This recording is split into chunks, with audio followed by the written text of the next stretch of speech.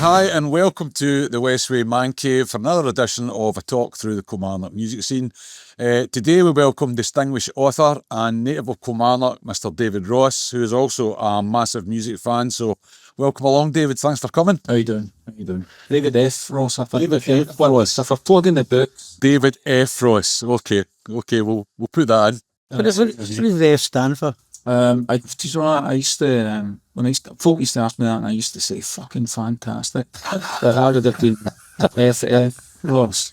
But it's really boring, it's just Fleming, my name. And the reason that I had that was a daft reason, but because I'm an architect and there's an arts environment, like that you're part of, and I thought I need to somehow differentiate myself between the architect and the writer, and the truth of it is, it's such a small environment. Everybody knows who you are anyway. That's right. So all you end up getting is folk like Cam Cowan constantly trying to summarise what the F stands for on the show and things. Yeah, that's the first thing you asked. Yeah. What was your first musical memory? My first musical memory actually is associated with my mum. My mum died when I was really young, and so this is going back to probably about 1970, 1969, and my dad was a really big country and western fan, so they kind of really had music on in the house all the time, Merle Haggard and Glenn Campbell and Johnny Cash and all the rest of it. But my first memory now is my mum loved Bobby Gentry, and I do now as well, and I remember the cover of an album, Fancy, sitting in the house, this, incredible women with a red dress on, and the music was brilliant, do you know what I mean? And I think it's funny how I can't, we're starting off this interview in a real downer here, but I can't think of much about my mum now. She died when I was 7. I can't remember her voice or anything like that, but the minute I hear that song, I hear that album, or I play that album now, you're right back in that environment where it meant so much to her. It was something that means so much to me, of course, which is what music's really all about, isn't it? I mean, it's kind of associated memory and how it makes you feel at a certain time in life. It takes you right back to your emotions and feelings. It's a time and a place thing, music. Aye, and so it's, you don't remember an awful lot about maybe age before 7 or 5 or 6 or whatever, but the things that I remember are funnily enough to do with music, See, when you were growing up, what kind of stuff did you listen to what kind of stuff influenced you? Well, I then there's a gap, I think, probably between, I don't have much memory, between 7 and 14 when I came to live in Kilmarnock, because we were Glaswegian to start with. Well, I remember the first, people ask you, the first, like, used to get asked in an interview, was the first record you bought, the first single you had, and I used to lie and tell people it was Starland, David Bowie's record. I thought that was a lot cooler, and to some extent that's right, but it wasn't really. It was a band called the Strawbs, part of the Union. Do you know that? I know it. That's a good that's a good song, and my family were all kind of socialist unionists and stuff like that. My grandpa bought this record for me, and it was on top of the pops and stuff, and you hear it. But the reason that I switched that over in my memory to David Bowie is he had this old massive gramophone record, probably but bigger than that bar, right? And every time you played Strawbs, Part of the Union, it stopped at a certain point. And I could never hear that song now without hearing that song. I thought, can you hear that record? It's just stuck in my mind. It's David Bowie, So probably David Bowie and Mark Bolan. I'd be City Rollers as well, probably, until maybe 76. Because when you were at school, what kind of stuff was you listening to then? When you were at secondary school with your pals and all that? School, when we moved to Lunfank, in the flats above the shops in Tyrrell Road, lucky enough there was a guy upstairs who was a wee bit older than me, and we kind of connected a bit, albeit eventually I was more pally with his cousin who was more my age, but initially he was a real, he Sex Pistols records, late 76, 70, nobody else said anything like that, you know. In the Ramones album, and I kind of listened to this and I kind of thought, that's just great, you know, like, that's something that, but it was more, I think probably more because I wanted to be part of that. You move into an environment from somewhere else, you're looking for somebody to latch on to, you're really looking for a tribe that you can maybe join. So it was kind of the punk bit, and then early secondary school, I was more falling into the mods, you know, because mates like Billy Tilty and that, when I started having pals like that was mod music and northern soul music, and that all led on to the disco and everything, you know. Very much James Hamilton was mostly mods, and I went to Kilmarnock Academy. I was mostly, wasn't it? yeah, it was. Punks and all. And it was a lot of mostly punks at Kilmarnock Academy. Oh, there was punks at the Jimmy as well, and then but most of the mods were New Farm. I mean, you know, you've got that differentiation between punk and then new wave and stuff, and I probably always, and maybe this does go back to my dad's influence, and you know, like songs that are about stories and melody and all the rest of it, and that's maybe why the Jam felt like a better fit for me, do you know. But I still love all the Sex Pistols and Ramones records, and I think, to answer your question, the Ramones was the first Ramones album was the first thing that really connected with me, just because of how different it was. You know, like, it was over so quickly, and I thought, that's fucking great, you know. The cover was brilliant, everything about it. It's the antithesis of somebody like Queen, you know. What made you want to be a writer? How did the writing come along? I'd always been interested in writing sort of things for work, you know, like, so I'd written architecture pieces and done some things about design and stuff like that.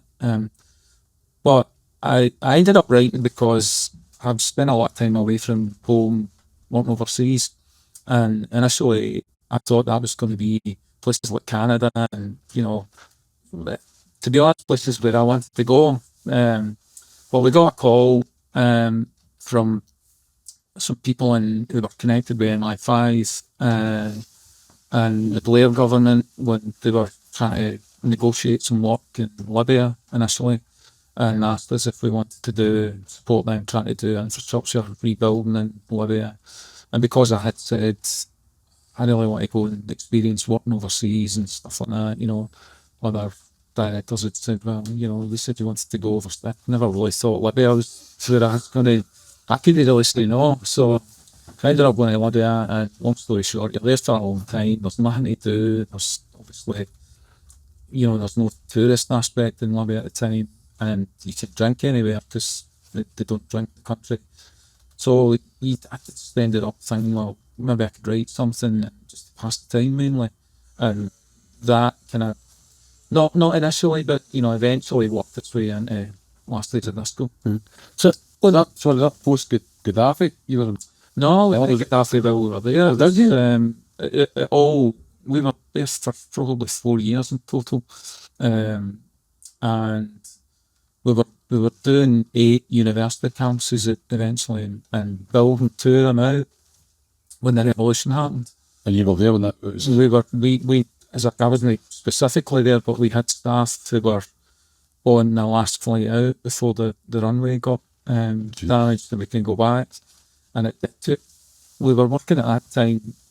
Initially in the design, we were working for the government, but then eventually we were working with an Italian contractor who took the money that they just paid us out of the account the Monday of the revolution when it happened, and it took probably about the best part of 10 years to get that money back. So I mean, it was a great experience, but scared. Did the wife go with you, or did you just No. Where does the ideas for your books come from? Well, initially, I've got a rough idea. I suppose it's true. Anybody who writes fiction, that the first book you write is probably more kind of autobiographical than you might want to admit, you know. But once that starts and you get a wee bit of confidence, it's more just about ideas, you know, things that people say to you, or things that you think, do you know, that would be really interesting, you know.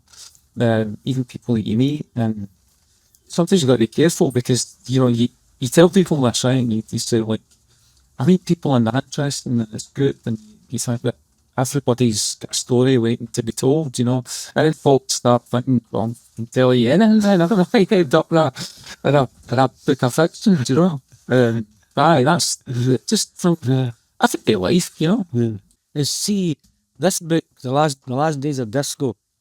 I was in the pub and one of my mates said to me, "Have you read The Last Days of Disco?" And I says, "I don't really like disco." He says, "It's nothing about it's nothing." He goes, "The title's misleading. It's nothing about disco."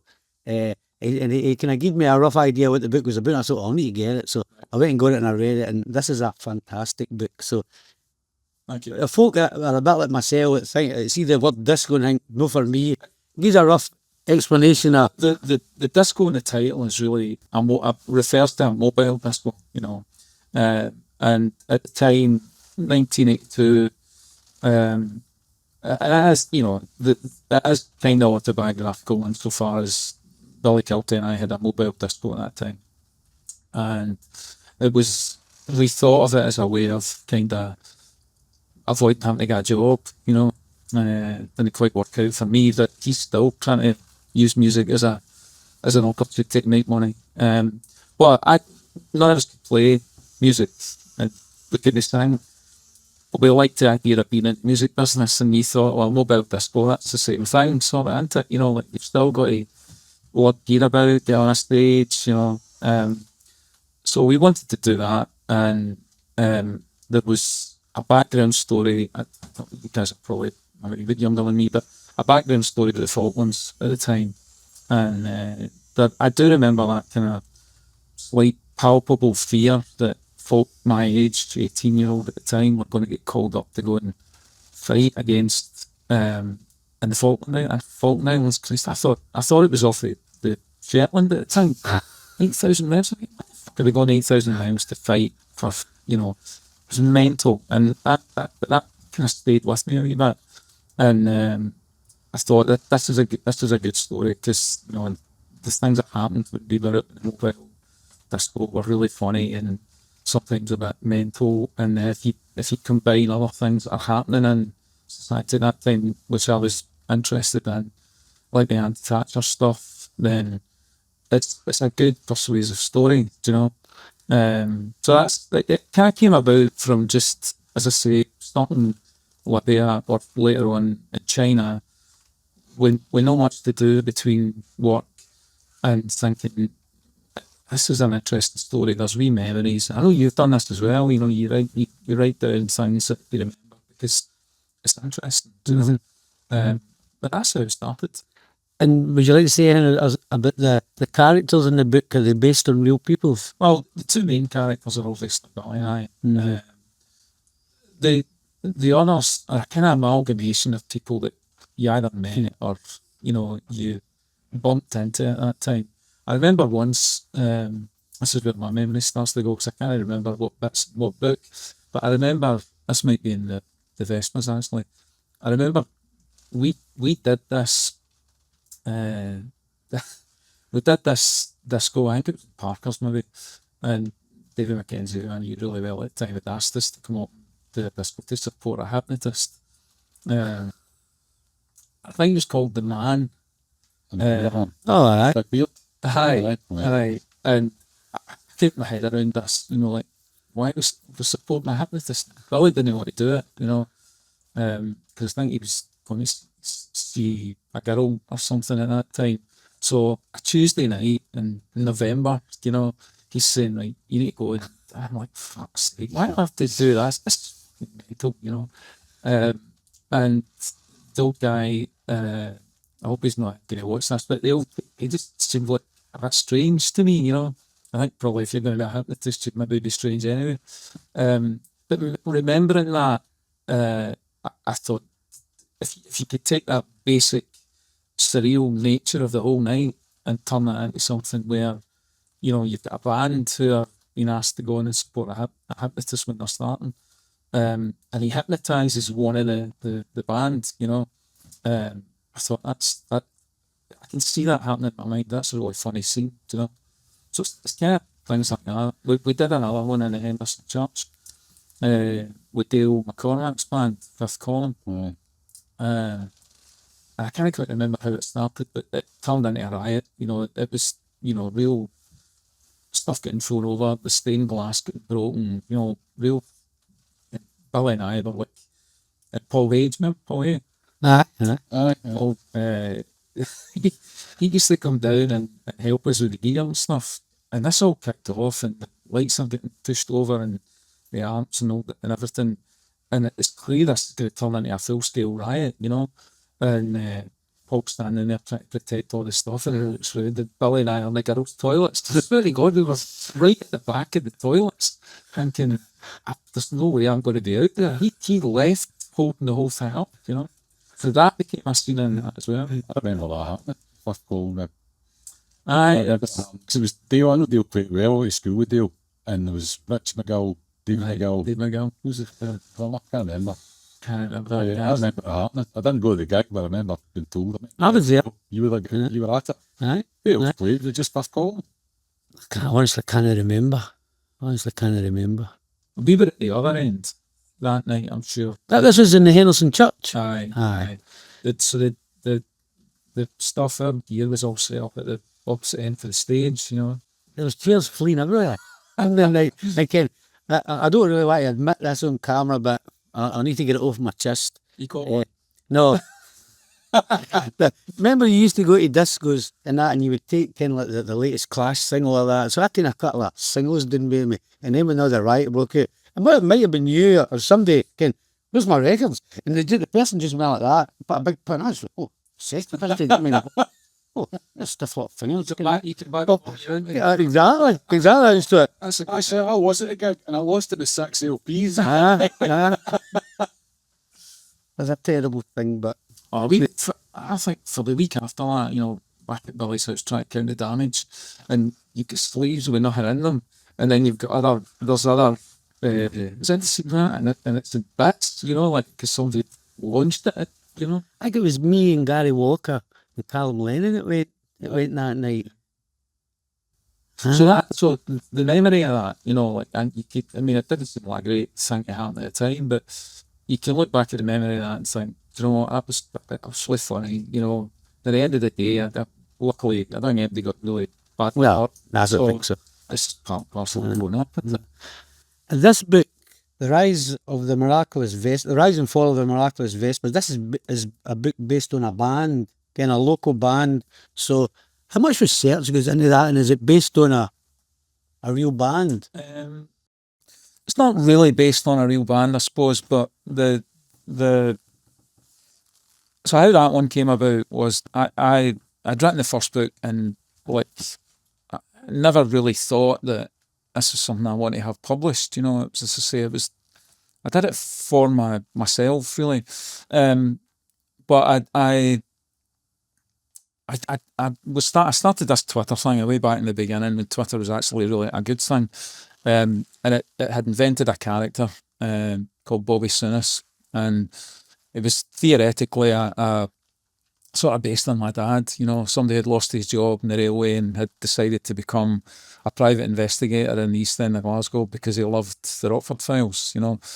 And it kind of started as, can we tell a story on Twitter with loads of different people contributing and me doing all the odd days. So it was a tweet a day. That's how it started anyway. So I would do all the odd ones and do the setup, and then I'd approach people like Irvin Welsh and stuff that I liked and said, do you want to contribute to this?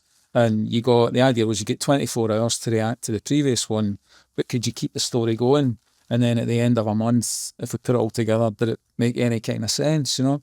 And it was brilliant. It was just fantastic. And so the character ended up having its own account and folk asking it questions and all the rest of it. And one of the questions that I got was from a publisher in London. I've forgotten the name of the company. I'll tell you why I've forgotten the name of the company. But anyway, they got in touch with me eventually and said, we're thinking about buying the rights to this book. It's not really what we do, but it's about football and music and stuff like that. Is there any way you would read it and give us your opinion and tell us if you think So I kind of had a relationship with the accountant at that point. So I'd said, look, it's not really what I do. You know, I don't want to be disrespectful to the writer. And they badgered me, and eventually I said, I need to go to, I think I was going to Malaysia for a week for work. I said, send me a copy, I'll read it. If it makes any kind of connection, then I'll tell you what I think of it. So they sent me it and I read it, and it was about a Nottingham Forest. It was a fictional book, but it was about a Nottingham Forest fan at the Hillsborough disaster, do you know, and a lot of the guilt that came out of that and everything. So I kind of read it and I thought it made a connection insofar as my dad, they're all big Rangers fans, and my dad had been at the Ibrox disaster and had got separated from his brother and my grandpa, you know. His brother had played for, I've forgotten it now, Stranraer. So they were all really into the football, big, massively. But he'd left beforehand, and they'd been in the sort of area where, you know, the Terrace and 13, and he'd gone to the pub afterwards, and he had to come home until maybe about 11 o'clock at night, and nobody knew where he was, you know, because the news didn't keep up with the pace at that time. And my mum died not that long after that, and my dad never went to another football match. Loved it, you know, obsessed with football, and just those two things happening, never went again. So I wrote back and I'd said, it kind of made me understand why my dad would do that, you know, because I could never understand why would you give up something that you loved that much, you know. But reading, it was a guy called Danny. Sorry, it's terrible. I've forgotten his second name now. But reading Danny's book, it kind of made me understand a wee bit about that. So I wrote that back, sent him a wee thing. The guy loved it, said, can we put this on the cover? So eventually, when the publisher said, thanks very much, I thought, listen, since I've done this for you, I've got this thing. I don't know whether it's shite or good or whatever. Can I send it to you? And I sent the first draft of that Last Days of Disco down it, and they sent me a contract for it about a week later. So, but the funny thing about that story is it was Arcadia Books, and Arcadia at the time were funded by an American organisation who my publisher Karen was the chief executive at the time, but she'd been really, I didn't know this at the time, but she'd been really upset about how they treated the guy who'd brought her into the company. So she decided, in between them sending me a contract, she decided that she was going to leave and set up on her own, you know. And I took about 3 months to sign the contract. And I'm looking through this and I'm thinking, I'm going to take a bit of legal advice on this, and, you know, I'm not going to sign it. It's the way she tells that story now. She says, I've been publishing for 30 years and nobody's ever taken that amount of time over a contract. Folk are normally that desperate to get it, they just sign it without reading it. And I had said, well, we used to look at contracts for work and stuff, and why would I sign away the rights to 50% of T-shirt rights for one of the characters, do you know? So I had all these questions and stuff. And eventually she had Arenda books, which these are all published on. And because I hadn't signed the contract for Arcadia, she was able to say, look, do you want to wrap that up and come with me? And I said, well, I've never met anybody else from Arcadia, so you love the book, so I'm going to go with you, you know. And if I hadn't done that, if I'd signed it right away, to be honest, I don't think they would have published it. Because it's not really, no, they were kind of American owned, maybe six books a year put out, big in translated crime fiction. I think it would just have lain there, and because of the way publishing works, I wouldn't have been able to have taken it and given it to someone else. And were you not desperate for it to get out there? Probably not initially, because I thought, you know, there is an element of, you know, I think people who write and want to have some published, you know, they would have come to that conclusion a lot earlier than me. But I was looking at it and thinking, you know, that's not really what I do. You know, I've got a job and it was enjoyable at the time and it got me through some tough times, you know, when you're away from home and you're missing your kids and stuff like that. So the writing kind of got me through a bit of that. But I never really thought publishing is something that I would want to take seriously. And I'm lucky in that respect because I know, Ian Rankin would tell you now that I think he made about 30 odd submissions before somebody picked up the first book. There's no way I would have, I'd got a short attention span, so there's no way I'd have kept on writing had I got all these rejection letters. So it was really the first publishing deal I'd even contemplated that I got, and I'm still with the same publisher. But you were confident in the book, but did you know once you'd finished it, I've wrote a really good book here? Or did you have doubts about it? I still have doubts about It's everything. a fantastic book. I know that, but it's, what creativity's like. I mean, you're particularly writing. 1 minute you think it's fucking hell, this is the greatest thing that anybody's ever written. It's going to win the Booker Prize, and the next day you think that's a pile of absolute shite. And that roller coaster is going all the time, constantly. I think the more confident I've become, and things like the Saltire stuff for Danny Garvey, it demonstrates to you actually other people see the value in it, which helps you go on with the next one.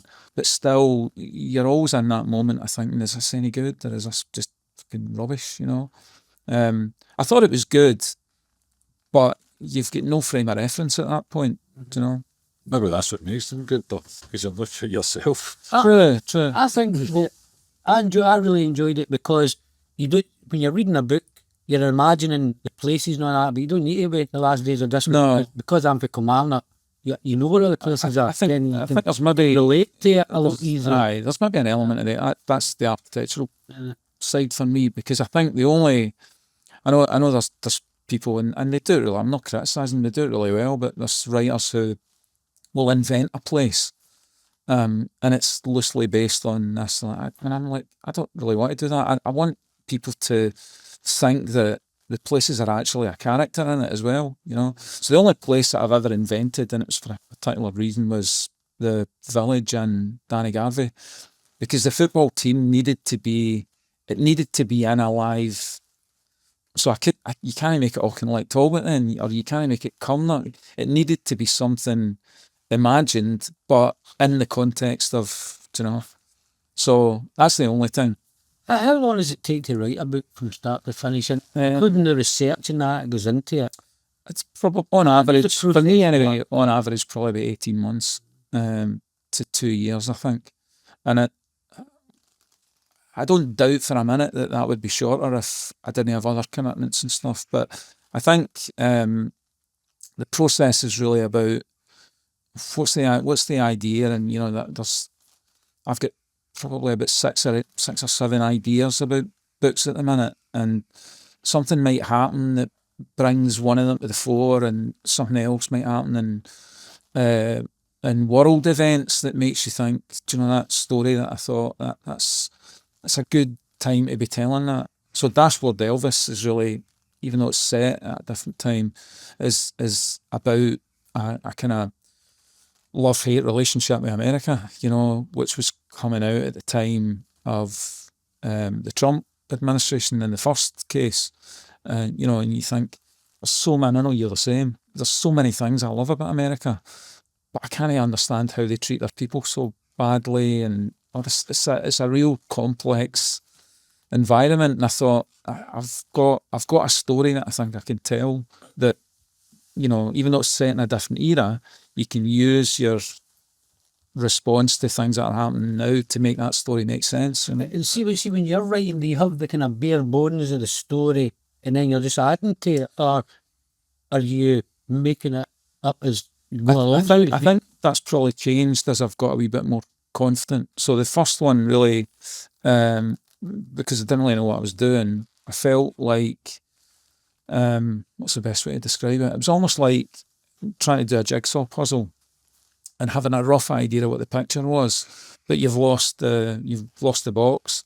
But the one thing you do have is all the edge pieces. So I spent a lot of time thinking about the parameters of it. It was going to be a timeline that broadly started with the Falklands and ended with the Resolution there, so I had to fit within that timeline. That's a great way to describe it. The Whereas I think Danny Garvey, because I started spending time with other writers and thinking about, could you do this differently? That was a different one. That was the first time I'd probably really had an idea about a character, and that was it. And then thought, I'm just going to write this and see what happens to that character. And as I got into it, and it's a book that's, it's not really about football, but football's the backbone to it. You start to think, right, how does football work? It works from season to season. So again, maybe I was about 2/3 of the way past the first draft, and you're thinking, right, this is going to end at the end of a season, you know. But again, it's really about people and their connection to family and their connection to a junior football club. Have you ever started a book, David, and like, put a certain amount of work into it and then just thought, no, this isn't going to work? Have you ever happened to you? Well, some of the ones that are sitting there on file, you know, like I've got there's an idea that I really want to do, and I need to keep going back to it though. But you mentioned Setting Suns earlier on. Now, probably Setting Suns was the thing that made me want to write in the first place, because there was an element of Last Days of Disco that draws from Thick as Thieves on that song, and I've always been fascinated by that story about Setting Suns. Was meant to be a conceptual album about three mates who go through a civil war and come out the other end of it different, you know, and changed and stuff. And I've got a book in draft at the minute that's maybe done in 4 or 5 chapters. I keep leaving it aside, and it's the imagination of that album if it was a full concept. So try to turn the whole thing into a story that would then have been, you know what I mean? It's a kind of, I think there's only 4 songs made it as part of that concept.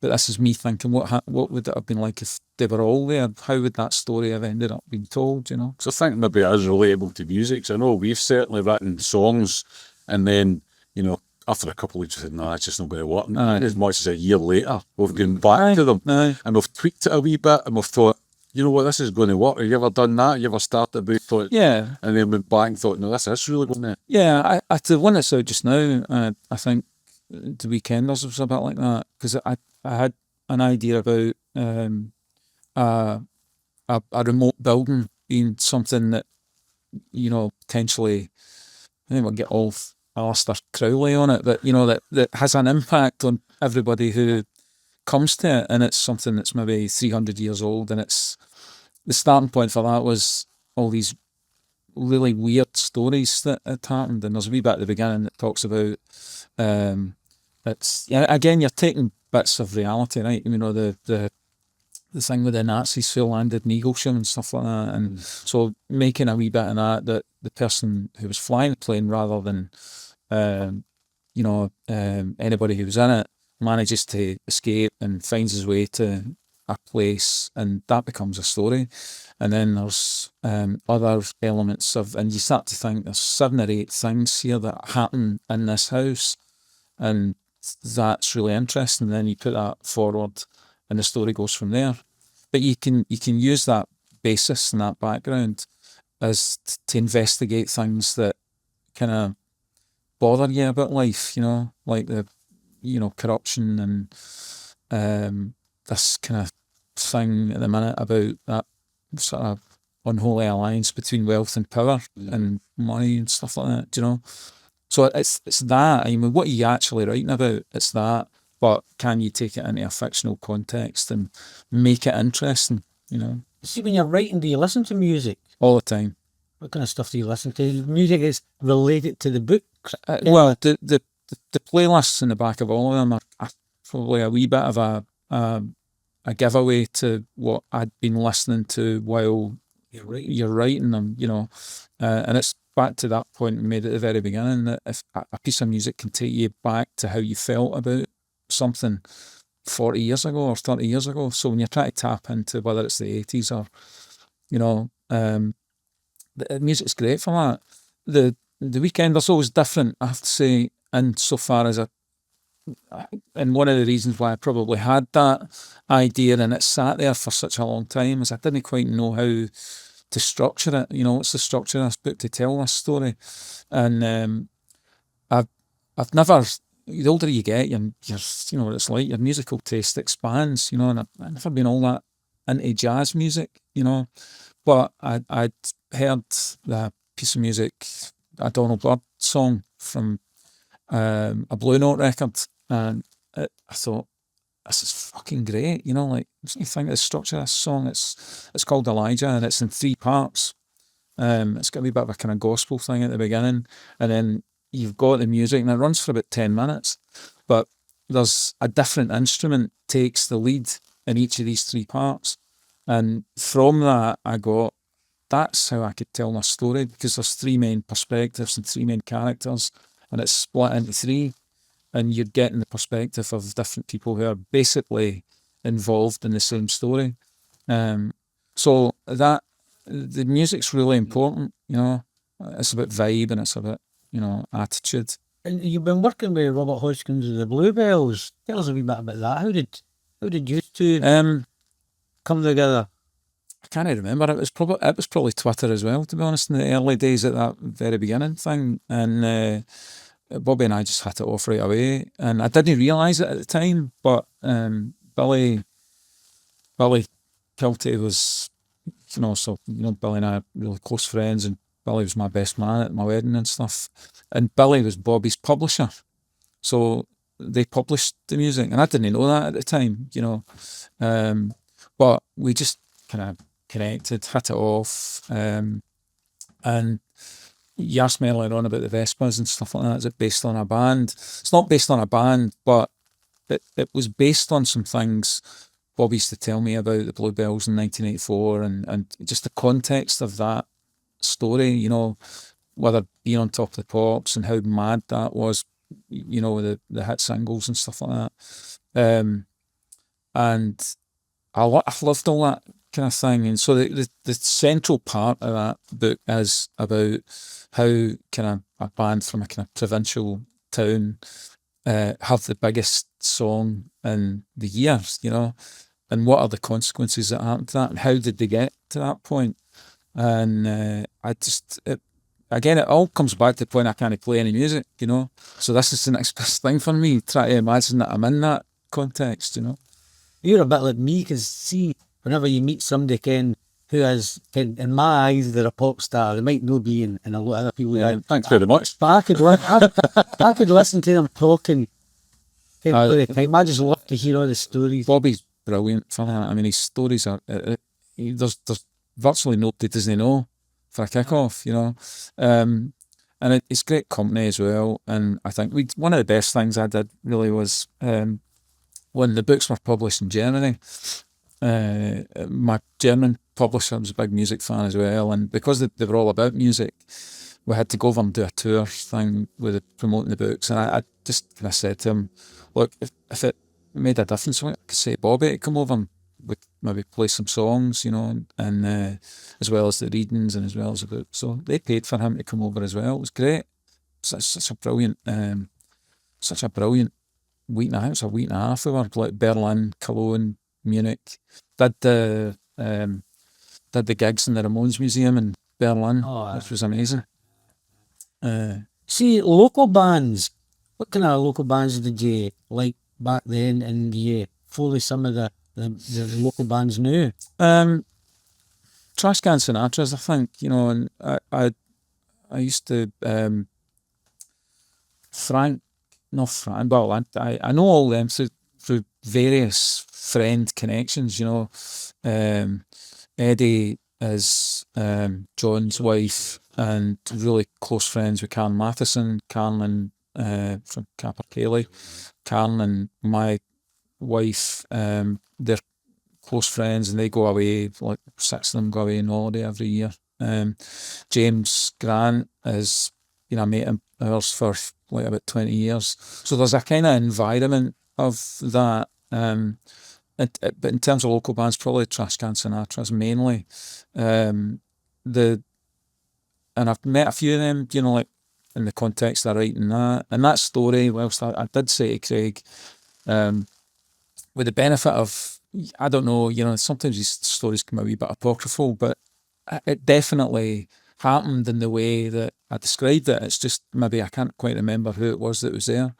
But Frank Readers thinks it was him and one of the other guys. So we moved into a flat in Barbados Road, and we hadn't been in it long, and we're persuaded to have, I'm sure it was a party not at a particular to celebrate something, just a party, and like loads of folk turned up, and it was really noisy. And the story, as I remember it, was somebody came over and chapped the door and said, "This is getting out of hand. It's too noisy," and all the rest of it. And I think somebody had said, "Fuck off, guy, fuck yourself. It's a party. It's a party." And apparently, the guy went over the road and came back with a guitar. And they came back and they were in the living room, two of them, playing away. And it was two of the guys at the Trash Can Sinatras. The only thing I can't remember was it two of the band, or was it oh God, what's his name? Clark Sorley. Sorley, Clark, aye. Because Clark lived across the road, Aye. and I was friendly with his sister before I was going to the lane, so I'm sure it was him, not in the band, but one of their engineers or whatever. And they came back over and started playing these songs, It was a great night. And that's my memory of the first time I heard the Trash Can Sinatras, because they were playing a couple of those songs, How has music or writing changed you? Music, well, like you guys, I'm sure I can't live without music. I'm running out of space in the house for records. So it might change my location ultimately. So I might need to move in here. I'm running out of space. Very good rates. I don't know. It's just I think it's made me appreciate great moments in your life, and a lot of them out with family events and stuff like that, they're all really connected with music, like how you felt at a certain point, gigs that you've been to, what it's like, things that have happened to you, I kind of pity people who are our age and have probably been interested in music maybe up until their mid-20s or something like that, and then thought, it's a kind of childish thing, and think what they're missing. Yeah. I'm still like what kind of gets me going, I suppose, is the thought that there's another great bit of music that I've never heard before out there, just waiting to be discovered. Modern stuff as well as. I think we're all exactly the same. It's the feeling that you get when you hear something, you think, "Fuck me, man, that is absolutely amazing." And you just keep looking for it. And gone to a place, I'm terrible for. I'm always dragging her. We'll go to New York. I need to I want to get into CBGB's. Things like that. Would you not? And then she's like, that's myself. This is where Joey Ramone stood. I just see, to me, it gets me excited. And going to. I always like to go to kind of city breaks where there's a great musical culture, Liverpool or London or Belfast. Well, New York. on that front, it's a year to the day since we went to Nashville last year for my 60th, and I have to say, it wasn't, the four of us went, Elaine and I and my mate Peter and his wife, and it was Monica and Elaine that wanted to go to Nashville, so they wanted to go to Nashville for my although it was Monica's 60th as well, and I thought, this is it's not really for me, I have got the country background and stuff, but the modern bit of country that's everywhere at the minute, not sure. So I had said, can we go to New Orleans as well, so because that would be more interested in that. But Nashville was fucking hell, man. If you ever get a chance to go, We're going next. unbelievable. Absolutely unbelievable.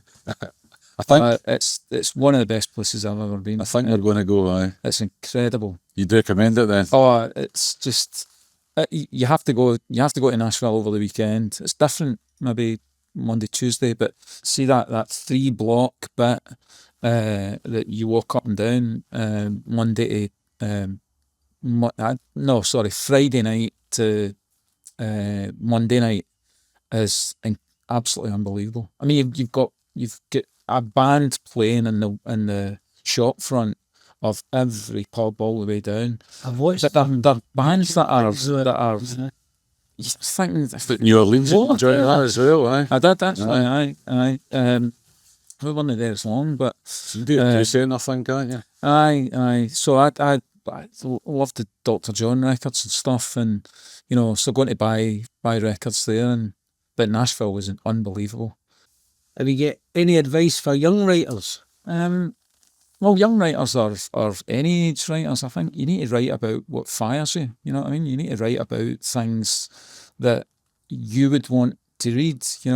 I think there's a wee bit of, at the minute, whether it's through fan fiction or whatever, I think there's a wee bit of people who are intent to try and write commercial fiction that's going to make a fortune, and it doesn't work like that. And I suppose it's like anything creative. You've got to do something that you're passionate about. So writing stories and writing things that you would want to read. So you're writing for yourself first and foremost. If it gets taken up and people like it, and that's a bonus to me. But I think doing it regularly, writing, rather than trying to hit a perfect thing first off. You need to constantly hone it and write and edit, and and I've got a good editor as well, so you need to take advice from people who know potentially better than you what readers want to read. What's been your musical highlight? You sent me that through, and I was thinking, if you ask me on a different day, it's going to be a different thing. I think seeing Burt Bacharach at the Kelvin Grove Bandstand a few years ago, before he died, was amazing. Just phenomenal. Meeting Ray Charles in Montreal, we were staying in the same hotel, and that was a complete accident the year before he died. That was quite a big thing. I went to see Paul Weller overseas for the first time, 2023. In Hamburg and then Barcelona, and being asked to write a review with the Hamburg one, which is what led me to the book that he's been doing. Somebody had approached me and said, "Would you want to be interviewed for the podcast and do a contribution to the book?" So that was great. Don't know, it's so many. You know what I mean? It's like, you think, right, one thing. And I know that when I was communicating with you a bit about the New York stuff with Dylan, and we'd done the same thing, we'd stood in the street with the Free Will cover and stuff like that. But we went to see Bob Dylan at the Beacon Theatre that time when we were over. That was amazing as well. And was he good? Honestly, I thought he was really good. Elaine thought he was rubbish. It was the experience of being there. I think I wouldn't necessarily rush back. I thought he was disappointed. I seen him in '87 at Wembley, and I thought very disappointing. Yeah, it was good at the Beacon, but I thought I wanted to see him that one time in a different context in New York, and every time he comes back around and you're at the exhibition centre or whatever, I think, nah, armadillo. No chance. No for me. No chance. So, what's your plans for the future? Growing old gracefully, looking like you two guys when I'm 70. Still got hopes to learn the guitar. There's two in the house, but I think that's kind of an aspiration that I'm going to die without achieving. Are you a frustrated musician? Oh, undoubtedly, aye. Undoubtedly. See, my fingers are just too wee to deal with that.